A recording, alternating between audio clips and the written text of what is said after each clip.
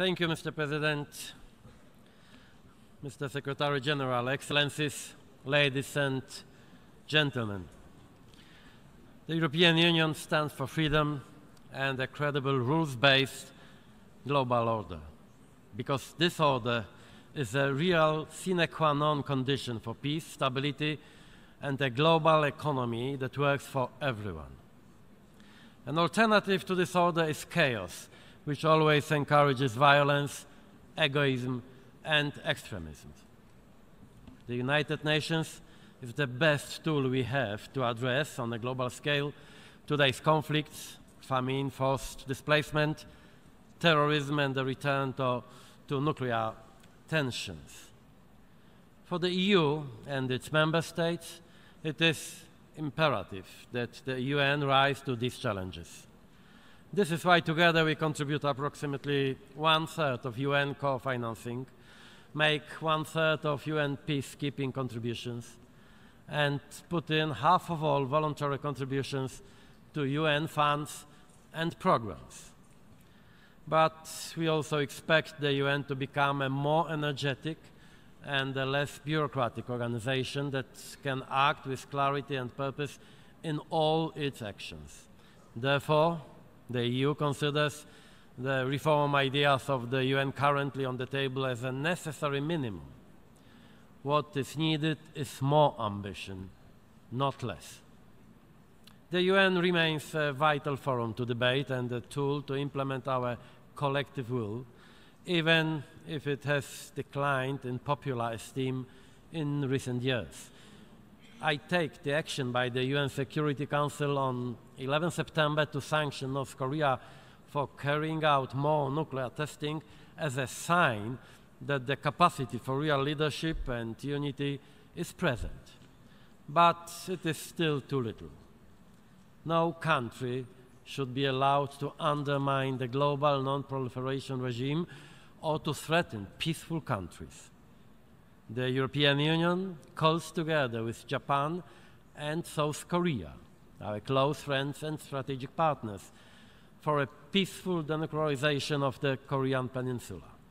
And we also call on all concerned to uphold the joint comprehensive plan of action with Iran as a multilateral deal that is delivering more security for us all.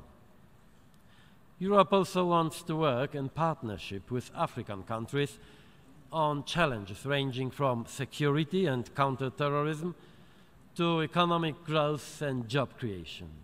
We look forward to advancing these goals together at the African-European Summit in Ivory Coast at the end of November.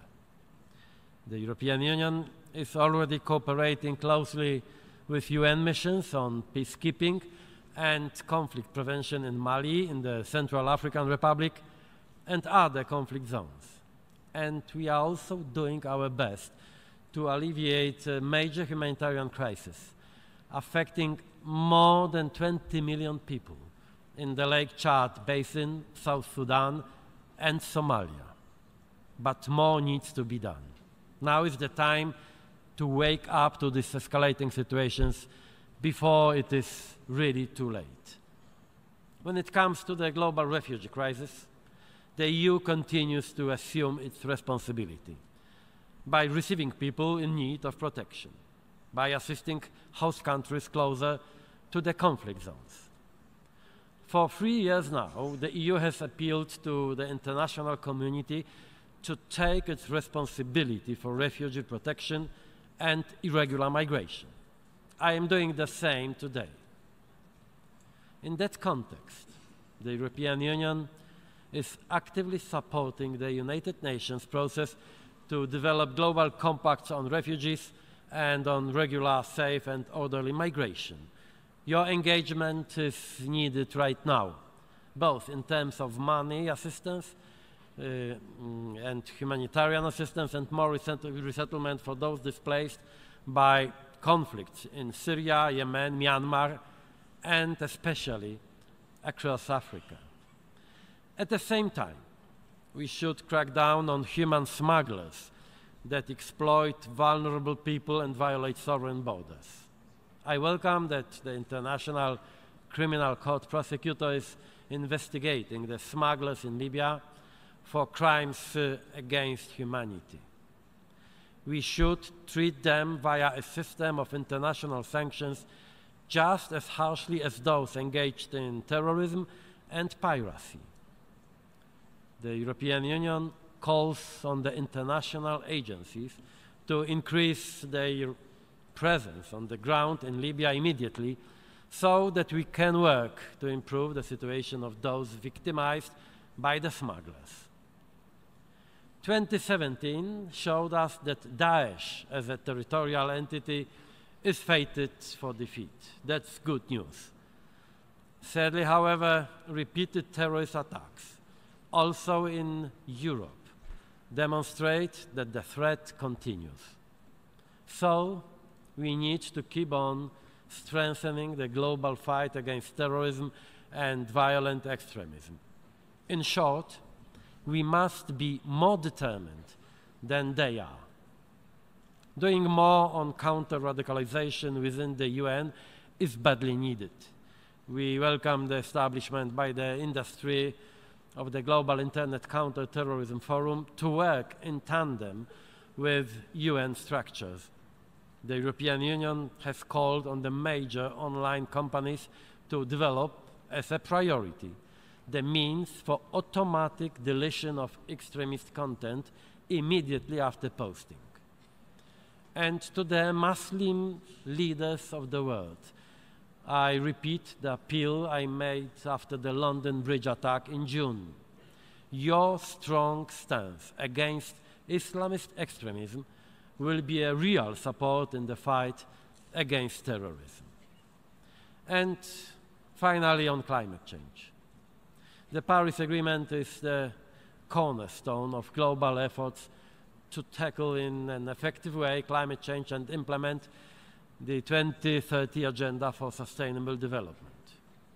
The EU remains determined to implement the agreement swiftly and fully and to support our partners, in particular the vulnerable countries, in the fight against climate change. We will work with all partners who share our conviction that the agreement is necessary to protect our planet, that it is fit for purpose, and that, in turn, it is good for economic growth and future jobs. We meet at a time when the world is poised between hope and fear. The global economy and trade are expanding, but security tensions are rising and global cooperation is being increasingly questioned. Making international action robust, credible, and transformative is the challenge. The European Union will never give up working with and within the United Nations until we meet this challenge. The European Union and the United Nations were created in answer to the atrocities of the Second World War. This is why our European priority will always be to vigorously react against evil, violence, and lawlessness in the international life. In confrontation with evil, the EU and the UN cannot hesitate. In our political life, there are situations that are black and white, that are crystal clear, like in this case of the North Korea's nuclear blackmail, terrorism, or the aggression on Ukraine. And it is then when we need to demonstrate that we are still able to distinguish between good and evil. Sometimes this takes courage, but the UN is not there to cowardly look for a compromise with the evil, but to mobilize the global community in the fight against it. Therefore, a moral judgment of the reality, clear and univocal, should be the first principle of our common action. Many people in the world still believe that in this room have gathered those who have not given up on the ethical dimension of politics in the name of their own egoistic interests. Let us show them that their trust is justified. Thank you very much.